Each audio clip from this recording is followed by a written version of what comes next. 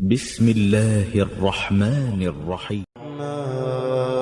علم القرآن خلق الإنسان علمه البيان الشمس والقمر بحسبان والنجم والشجر يسجدان والسماء رفعها ووضع الميزان ألا تطغوا في الميزان وأقيموا الوزن بالقسط ولا تخسروا الميزان والأرض وضعها للأنام فيها فاكهة والنخل ذات الأكمام والحب ذو العصف والريحان فبأي آلاء ربكما تكذبان خلق الإنسان من صلصال كالفخار وخلق الجان من مارج من نار فبأي آلاء ربكما تكذبان رب المشرقين ورب المغربين فبأي آلاء ربكما تكذبان مرج البحرين يلتقيان بينهما برزخ لا يبغيان فبأي آلاء ربكما تكذبان يخرج منهما اللؤلؤ والمرجان فبأي آلاء ربكما تكذبان وله الجوار المنشآت في البحر كالأعلام فبأي آلاء ربكما تكذبان كل من عليها فان ويبقى وجه ربك ذو الجلال والإكرام فبأي آلاء ربكما تكذبان يسأله من في السماوات والأرض كل يوم هو في شأن فبأي آلاء ربكما تكذبان سنفرغ لكم أيها الثقلان فبأي آلاء ربكما تكذبان يا معشر الجن والإنس إن استطعتم أن تنفضوا من أقطار السماوات والأرض فانفضوا لا تنفضون إلا بسلطان فبأي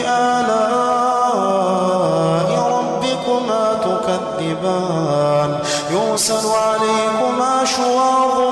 من نار ونحاس فلا تنتصران فبأي آلاء ربكما تكذبان فإذا انشقت السماء فكانت وردة كالدهان فبأي آلاء ربكما تكذبان فيومئذ لا يسأل عن ذنبه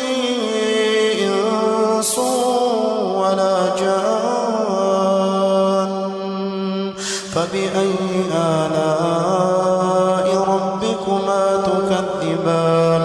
يعرف المجرمون بسيماهم فيؤخذ بالنواصي والأقدام فبأي آلاء ربكما تكذبان هذه جهنم التي يكذب بها المجرمون يطوفون بينها وبين حميم آن فبأي آلاء ربكما تكذبان ولمن خاف مقام ربه جنتان فبأي آلاء ربكما تكذبان ذواتا أفنان فبأي آلاء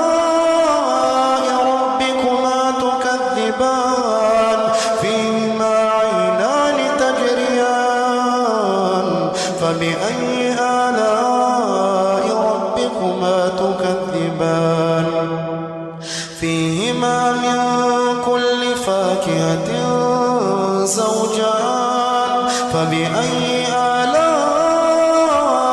ربكما تكذبان متكئين على فرش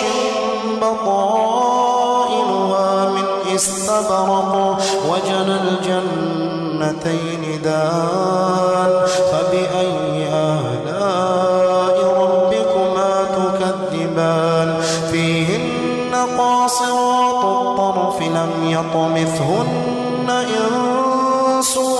قبلهم ولا جان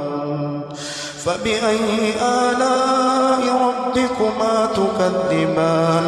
كأنهن الياقوت والمرجان فبأي آلاء ربكما تكذبان هل جزاء الإحسان إلا الإحسان فبأي آلاء ربكما تكذبان ومن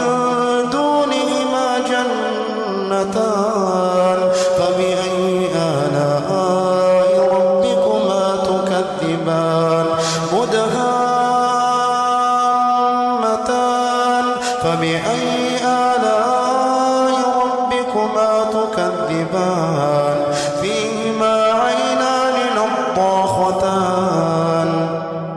فبأي آلاء ربكما تكذبان فيهما فاكهة ونخل ورمان فبأي آلاء ربكما تكذبان فيهن خيرات حسان فبأي آلاء ربكما تكذبان حور مقصورات في الخيام فبأي آلاء ربكما تكذبان لم يطمثهن إنس